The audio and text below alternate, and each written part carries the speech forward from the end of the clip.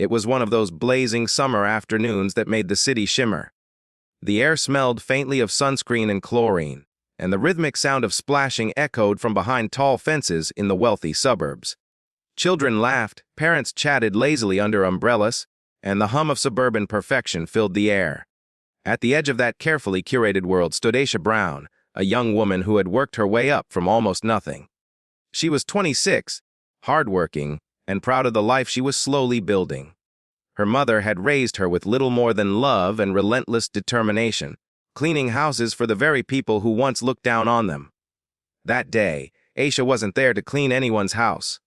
She had come to Willow Creek Country Club, a pristine, members-only pool she had saved up to visit.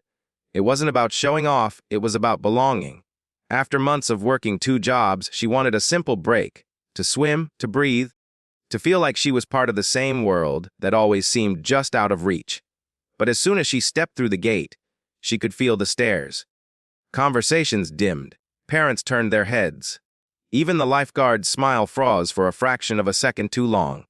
Aisha tried to shake it off, pretending she didn't notice, but her chest tightened with the same ache she'd known her whole life. The silent reminder that some people saw her skin before they saw her humanity. She laid her towel down near the edge of the pool, trying to find a moment of peace. The water sparkled invitingly, and for a brief second, she let herself smile. She dove in, the cool rush enveloping her in a rare feeling of freedom. Under the surface, the world was quiet, no whispers, no looks, just calm. But when she came up for air, the calm shattered. Across from her stood Karen Whitmore, a woman in her late 30s with perfectly styled hair and the kind of entitlement that came from never hearing the word no. Her face twisted in visible disgust as she eyed Aisha in the water. Around her, a few other club members exchanged judgmental glances. Karen's words, sharp, cruel, and dripping with prejudice, echoed across the pool deck. She said Aisha's skin was too dirty for her pool. She demanded the staff remove her. Laughter followed from the nearby loungers, not loud but enough to sting. Aisha froze. For a second, she thought she might have misheard, but the looks confirmed it. Parents pulled their children closer. A lifeguard approached hesitantly, torn between his job and his conscience. The humiliation was unbearable. The same pool she had paid for, the same membership she had earned, suddenly felt like a battlefield. She stepped out, water dripping from her skin, her heart pounding in her ears. Every step toward the exit felt heavier than the last. Behind her, Karen smirked, satisfied, while others pretended not to notice. The sting of chlorine mixed with tears she refused to shed in front of them. Outside the gates, Aisha sat in her car, trembling. The words replayed in her mind, each repetition cutting deeper. She thought about her mother, about how many times she'd endured similar humiliation while cleaning pools just like that one. It wasn't just about that day. It was about every day she'd been made to feel like she didn't belong. Something changed inside her then. Beneath the hurt, a quiet fury began to grow. She wasn't going to let this moment define her. She wasn't going to let them win. That night, she poured her anger into action. She went online, researching everything she could about the Willow Creek Country Club, about Karen Whitmore, about the neighborhood that had built its comfort on exclusion. She discovered stories, complaints from former staff about discriminatory hiring, reports of residents trying to keep people of color out of their community spaces.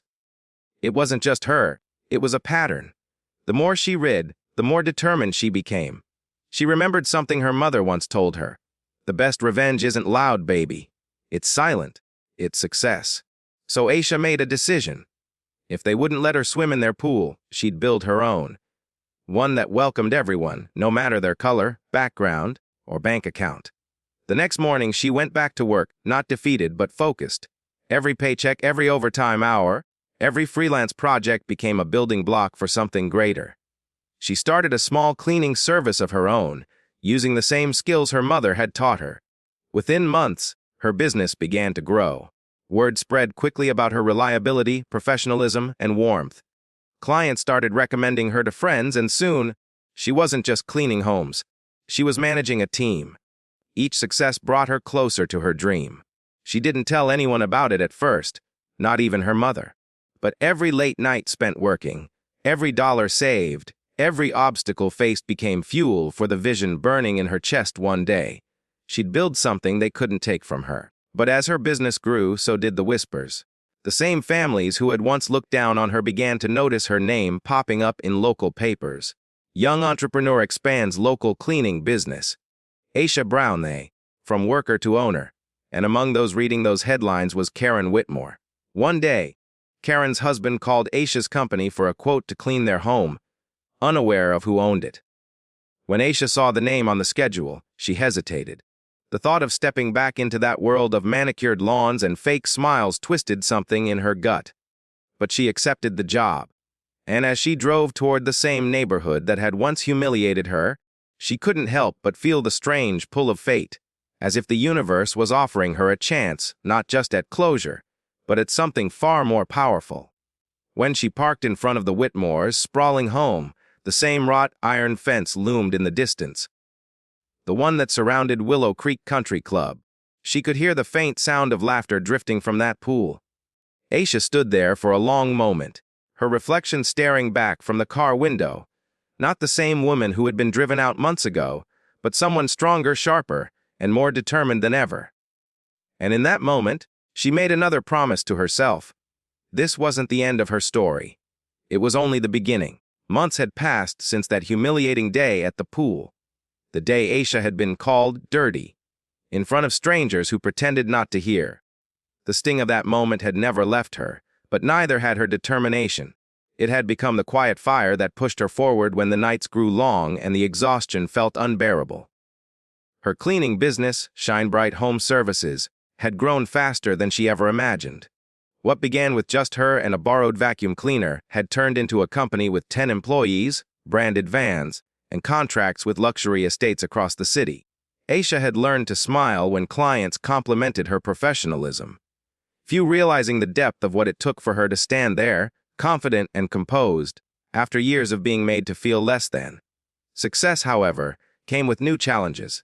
The more her name spread, the more she was invited into circles that had once excluded her. Wealthy neighborhoods, exclusive clients, and high-end commercial spaces. The very same people who had once whispered behind her back now praised her work ethic. It was poetic, in a quiet, satisfying way. One morning, while reviewing her company's new bookings, Aisha froze at a familiar address, the Whitmore residence, Willow Creek Lane. The same Karen Whitmore who had humiliated her at the pool months ago. Her husband had booked their services for a one-time deep clean, unaware that the woman who owned the company was the same one he'd once scorned. Aisha stared at the address for a long time.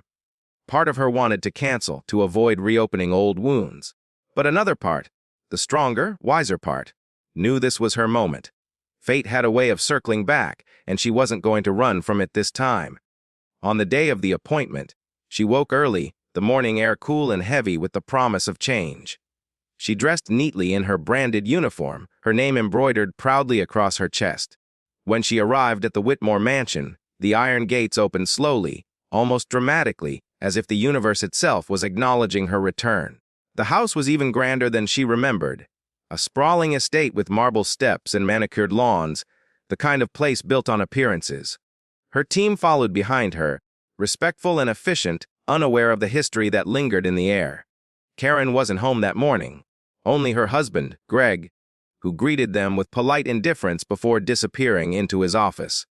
As Aisha moved through the house, inspecting her team's work, she couldn't help but notice the family photos lining the hallway. Perfect smiles, summer vacations, and there, framed proudly on the wall, was a photo of Karen by the pool, the same pool that had once been her stage for cruelty. For a moment, Aisha felt the old anger flicker, but she didn't let it consume her. Instead, she let it remind her of how far she'd come. Every polished surface, every sparkling window, was proof that she'd turned their rejection into her foundation. When the job was done, Greg came to thank her, still unaware.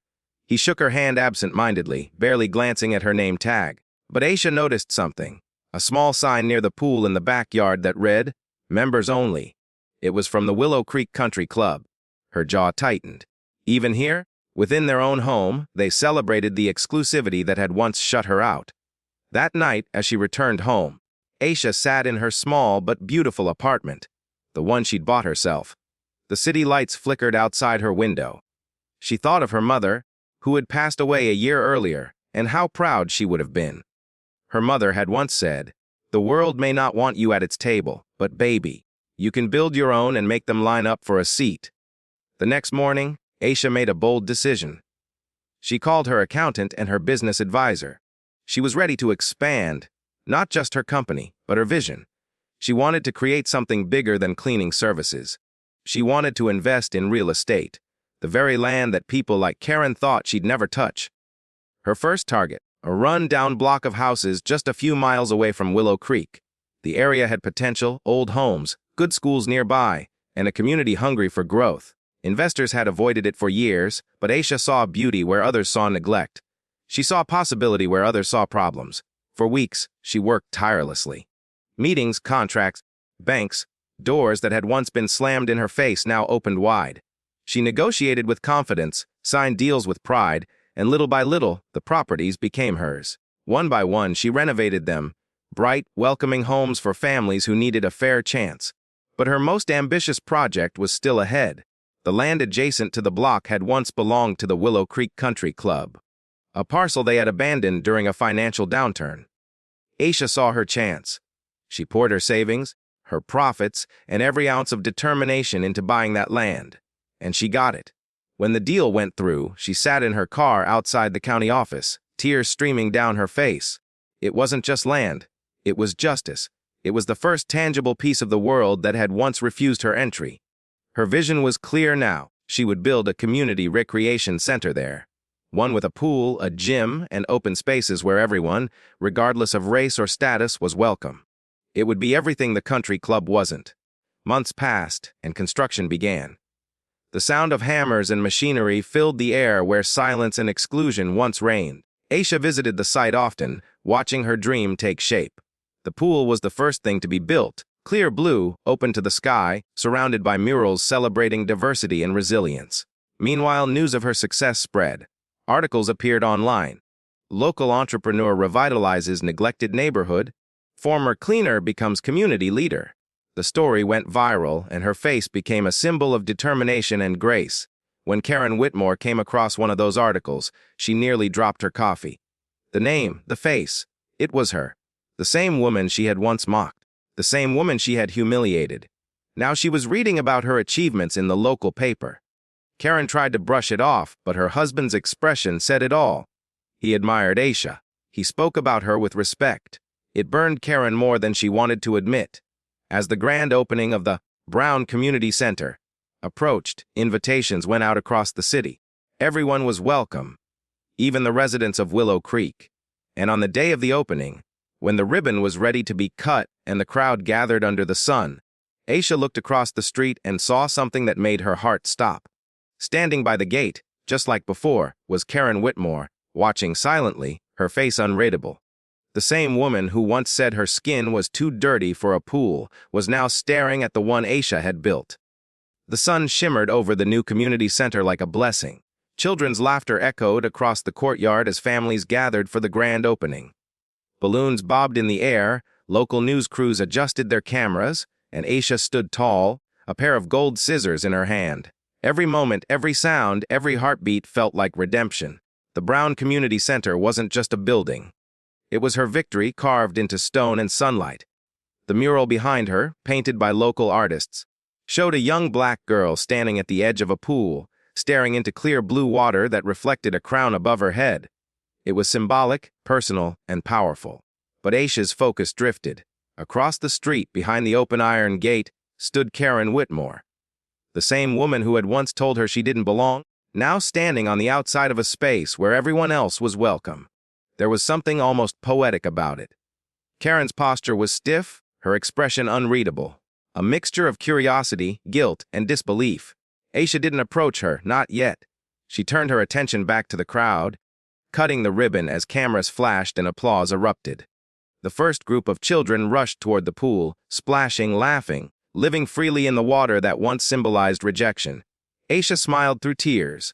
As the event continued, people came up to thank her. Local activists, teachers, city officials. Everyone wanted to shake her hand and call her an inspiration. She accepted each word humbly, but deep inside, she knew her journey wasn't just about personal success. It was about rewriting a narrative that had been forced upon her since childhood. The story of being less than.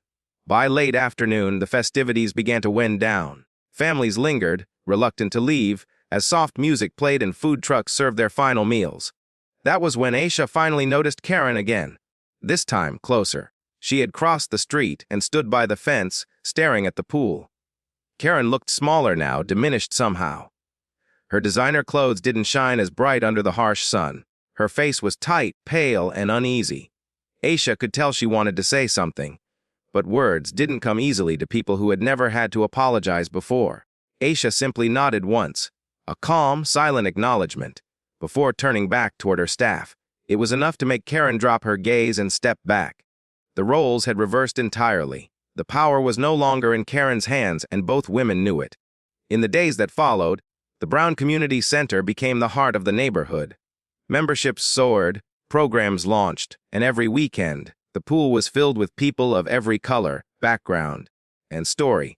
It became a symbol of unity in a place that had long been divided by quiet prejudice. Local news stations covered the center constantly. They interviewed single mothers, young athletes, and elders who had found a sense of belonging there. Each story was a small ripple of hope spreading outward. But among the praise and admiration, something unexpected happened. Aisha received a letter in the mail. Hand-delivered, no return address. The handwriting was careful but shaky. She opened it slowly, her heart tightening as she recognized the signature at the bottom, Karen Whitmore. The letter was an apology, or at least an attempt at one. Karen wrote that she had been raised in a household where people like Aisha were seen as others. That she had repeated the same toxic attitudes she grew up around, never realizing how much harm they caused. She confessed that after the pool incident, her own daughter, Emma, had scolded her. Emma had told her she was ashamed. Karen wrote that her marriage had crumbled in the month since. Greg had left, taking their daughter with him. Their perfect home had become a prison of silence and regret. She had seen Aisha's story in the newspaper and realized how deeply wrong she had been. At the end of the letter, Karen wrote, "I don't expect forgiveness. I just needed you to know. I see it now. You didn't need to change for the world. The world needed to change for you." Aisha sat in silence, the letter trembling slightly in her hands. It wasn't satisfaction she felt, not exactly. It was something heavier, something more profound. For so long, she had dreamed of the moment when Karen would feel remorse. But now that it had come, she felt compassion. Not for what Karen had done, but for how trapped she had been in her own ignorance. A few days later, Aisha noticed something strange. During one of her visits to the center, she saw Karen again, this time sitting quietly on one of the benches near the playground, watching the children play. She wasn't causing trouble, wasn't demanding attention. She just watched. Aisha could have asked her to leave. She had every right to. But instead, she instructed her staff to let her be. Maybe Karen was just trying to understand. Weeks turned into months. Karen began showing up more often, sometimes to volunteer during cleanup hours, sometimes just to sit near the community garden. She never spoke to Aisha directly, but her presence became familiar, almost ghost-like. Some people recognized her and whispered, remembering who she used to be. But Aisha never humiliated her in return. One afternoon, as the summer heat blazed, Karen helped hand out cold water bottles to kids coming out of swimming lessons. Aisha watched from afar, noticing how the same woman who once tried to bar her from a pool now handed towels to black and brown children with quiet sincerity. Life had its own way of teaching lessons that words never could. Yet, just when peace seemed possible, the past resurfaced.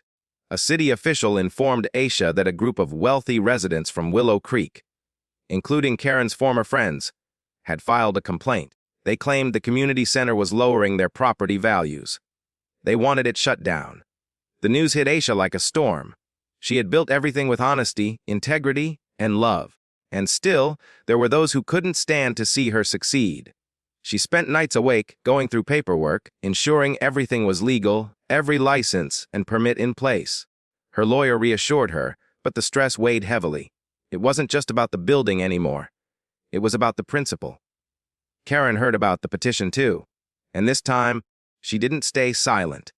She confronted her old friends, the same women who once laughed with her at the pool, and told them they were wrong. She attended a town meeting and stood up for Aisha, speaking on record about the racism that had once driven the community apart. People gasped as she admitted her own guilt, her own transformation.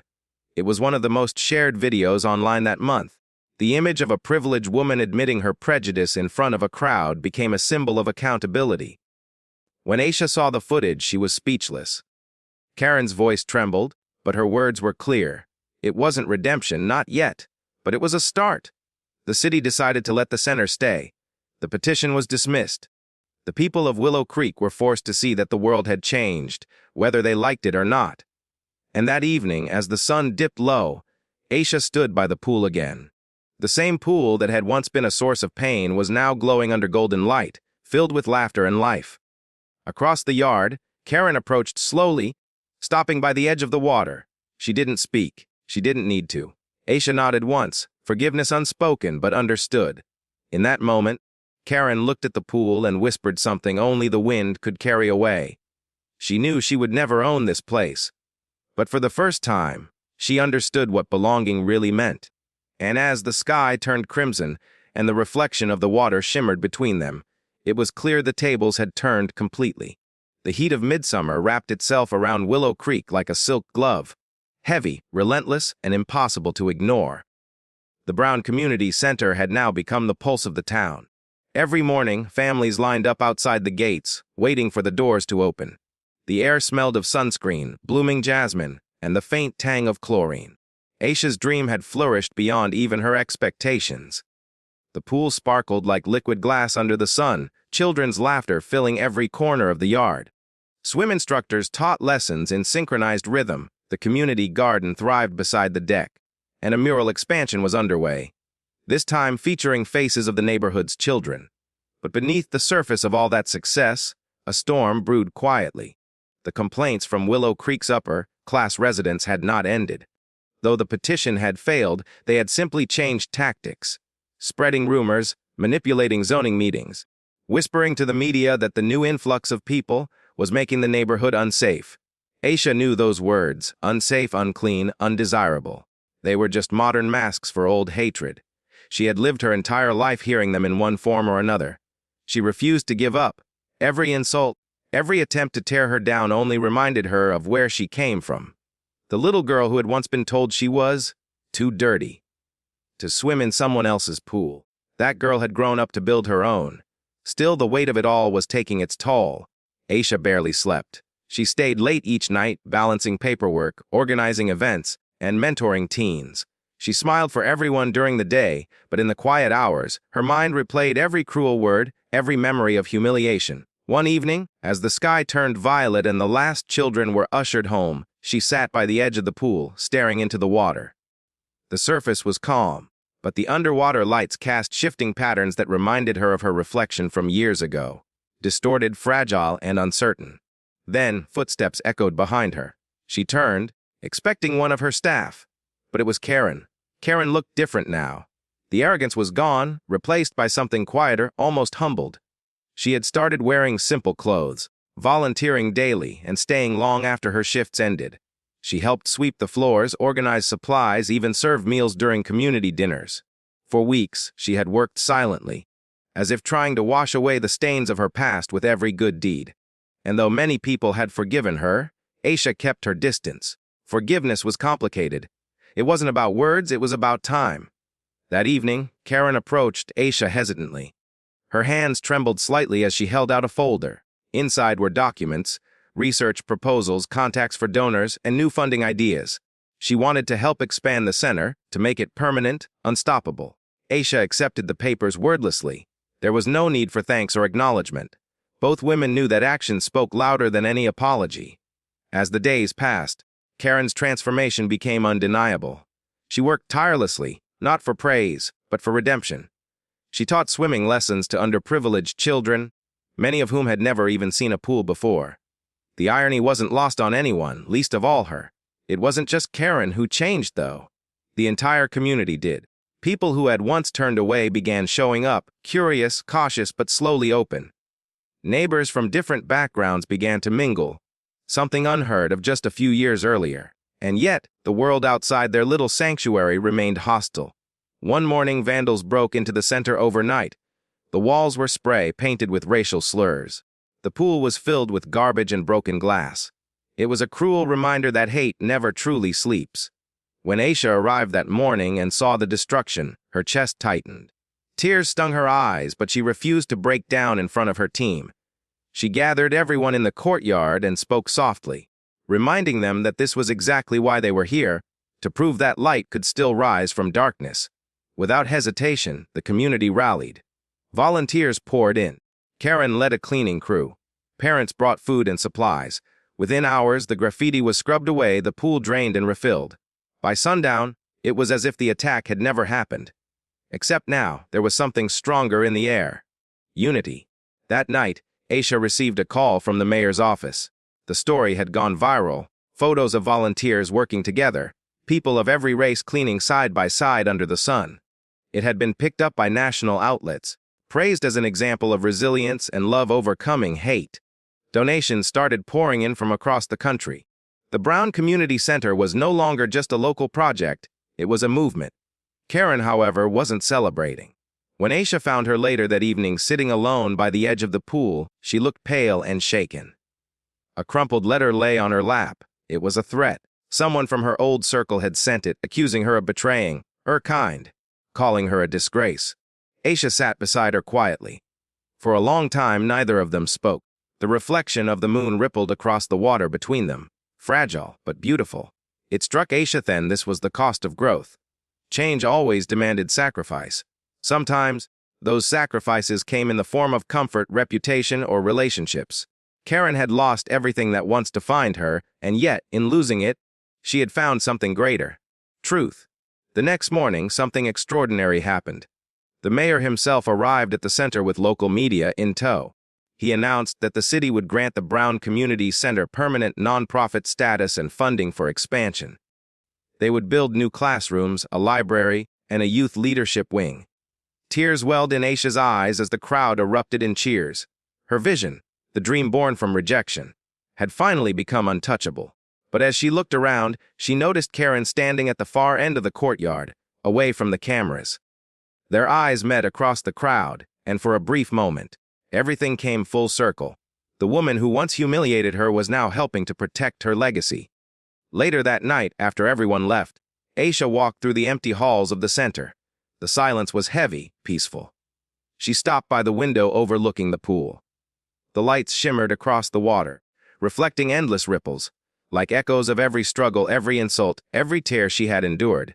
And then, in the quiet glow of the night, she whispered to herself words she had never dared to believe before. I belong. But even as peace settled over her heart, a knock sounded at the door. It was late, too late for visitors. She opened it cautiously and froze. A man in a suit stood there, holding an envelope. His expression was serious, almost regretful. He handed her the letter and left without a word. Inside was a notice. A large corporation had bought several properties nearby, including the land adjacent to the center. They planned to redevelop the area. Luxury homes, private clubs, and yes, another gated pool.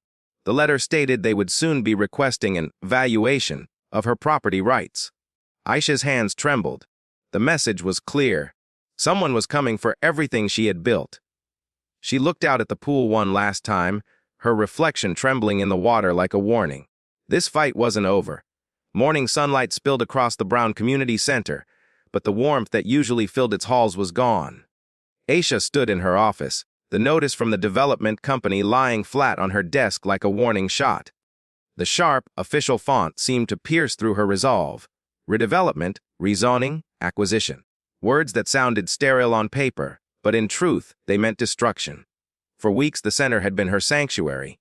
It had healed not only her, but an entire community. Yet here it was again. The same story, repeating like a curse. Someone with power, money, and privilege was trying to take from her what she had built with her own hands. As she looked out the window, she saw the children splashing in the pool. The same pool that had once been a symbol of exclusion, but now represented hope. Their laughter felt like a fragile thread holding the world together. She couldn't let that sound be silenced. That evening, she gathered her staff and volunteers. Together, they pored over documents, maps, and legal notices. The corporation behind the redevelopment, Lakeside Properties, was notorious for gentrifying neighborhoods, driving out local families under the guise of improvement. Their new project, Willow Heights, promised modern villas and private amenities. It was clear who they were building it for, and who they weren't. Rumors spread fast. Some residents, fearing eviction, began to panic.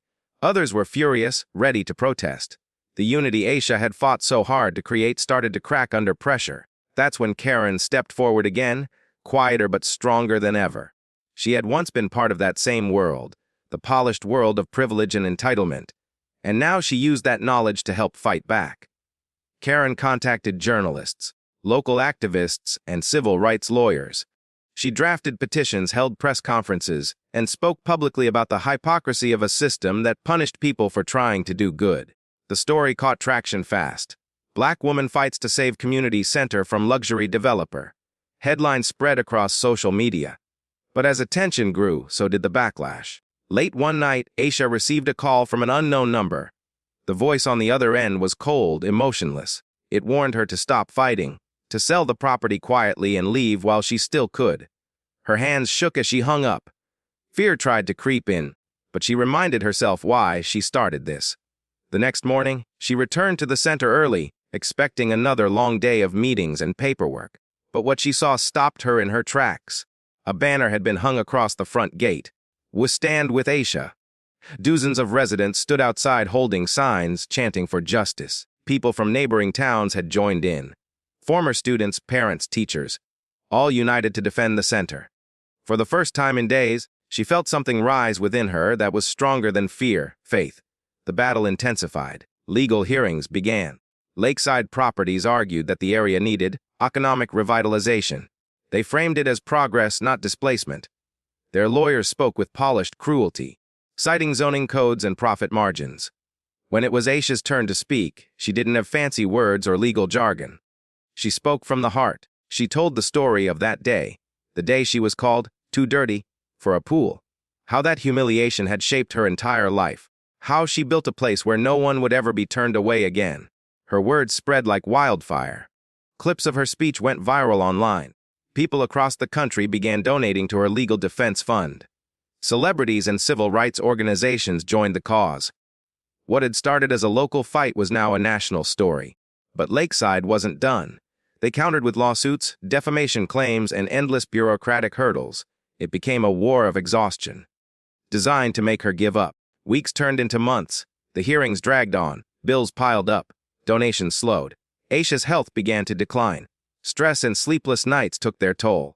She spent long hours staring at the reflection of the pool water, wondering if she had enough strength left to see it through. One evening, Karen found her sitting by the pool again, looking defeated. Without a word, Karen sat beside her holding a folder filled with papers. Inside were blueprints, new plans. Karen had used her connections to research the corporation's vulnerabilities. Unpaid taxes, illegal zoning activity, and fraudulent development deals. It was the weapon they needed. With the help of a determined lawyer named Mr. Crawford, they built a case. One that would expose Lakeside for what it was, a predatory machine feeding on the poor. The day of the final hearing arrived. The courtroom was packed. Reporters lined the walls. Representatives from Lakeside sat confidently, expecting another easy victory. But as the evidence unfolded, document after document, testimony after testimony, their confidence began to crumble. Photos, bank records, and leaked emails painted a clear picture of corruption. The judge's expression hardened with every revelation. When the final verdict was read, the room fell silent. Lakeside Properties was found guilty of fraudulent practices and ordered to withdraw from the redevelopment project. Their assets in the area were frozen pending investigation. Aisha won. The courtroom erupted in cheers, but she could barely move. Tears streamed down her face as she realized what had just happened. For the first time in her life, justice hadn't just whispered, it had roared. In the following weeks, the community celebrated. News outlets hailed her as a local hero, a symbol of resilience. The Brown Community Center received new grants, donations, and volunteers. Local schools partnered with the center to create education programs. Karen, too, found her peace. Though she had once been the source of Aisha's pain, she had now become one of the pillars of her strength. Together, they rebuilt not just a center, but an entire neighborhood's spirit. But Aisha wasn't finished. With the victory behind her, she turned her attention to the future. She met with city officials to propose a plan, one that would give local families ownership of their homes, ensuring that no developer could ever displace them again. Her dream was no longer just a pool. It was a movement, a fight for dignity, equality, and belonging. Yet, as she walked home one evening, passing through the now bustling streets of Willow Creek, she couldn't help but think of the past. Of the girl who had once stood outside a stranger's pool, feeling small and invisible. That girl was gone. In her place stood a woman who had turned pain into power. Still, as the night deepened and the sound of laughter echoed from the center, a small envelope slipped through the mail slot of her door. No return address. Inside was a photograph, an old one. It showed the original Lakeside board members, smiling proudly beside their first project. And among them, standing at the far end of the group, was someone she recognized, Karen. Aisha froze, the picture trembling in her hand. The caption beneath read, "The beginning of it all." Her breath caught. The truth she thought she knew might not be the whole story. Aisha sat alone in her living room, the photograph lying on the table before her. The morning light filtered through the blinds, slicing across the image like thin blades. Her heart beat with a slow, uneasy rhythm. The photo felt like a ghost from another time, one that threatened to unravel everything she thought she knew. There it was, clear as day, Karen, standing beside the other founders of Lakeside Properties, smiling, holding a shovel at a groundbreaking ceremony. It was the same company that had nearly destroyed her neighborhood, the same name she had fought so hard to bring down. The caption beneath the picture, "The beginning of it all," now echoed in her mind like an accusation. For a moment, her chest tightened. A cold wave of betrayal washed through her, heavier than any she had felt before. She wanted to deny it, to believe it was fake, but deep down, something told her it wasn't. She picked up the phone, hesitating for a long time before dialing Karen's number. No answer. The silence grew unbearable. She left her home, driven by a strange mixture of fear and determination, heading straight to the community center. The morning sun glimmered across the pool as if mocking the storm building inside her. When she entered the office, Karen was already there, sitting by the window, staring at the same photograph. Karen's face was pale, her expression heavy. She didn't look surprised. Instead, she looked haunted. Without saying a word, she handed Aisha an old folder filled with newspaper clippings, contracts, and letters. As Aisha flipped through them, the truth unfolded, raw and painful. Years ago, before her supposed change of heart, Karen had indeed been a co-founder of Lakeside Properties. Back then, she was young, ambitious, and blind to the consequences of her privilege. She had been part of the same corporate world that thrived on exclusion and profit. But when the company's actions led to the forced displacement of hundreds of families just like Aisha's, Karen had broken down. Unable to live with the guilt, she left the company, cutting ties completely. The backlash from her former partners was brutal. They buried her reputation, blacklisted her in real estate circles, and stripped her of everything she owned. It was only after losing everything that she began to see clearly, to understand the system she had helped build. When she moved to Willow Creek years later, she had no idea she'd come face to face with one of the very people her company had wronged. Meeting Aisha had been fate's cruel, poetic twist. At first, Karen tried to make amends silently by helping with small community projects. But after that day by the pool, the day she had humiliated Aisha, her old guilt returned like a wound reopened. She had hated herself for what she'd done. Helping Aisha rebuild became her redemption, her chance to atone for the sins of her past. By the time Aisha reached the last page in the folder, her hands were trembling. The anger she had felt was now tangled with confusion, sorrow, and something else she couldn't quite name.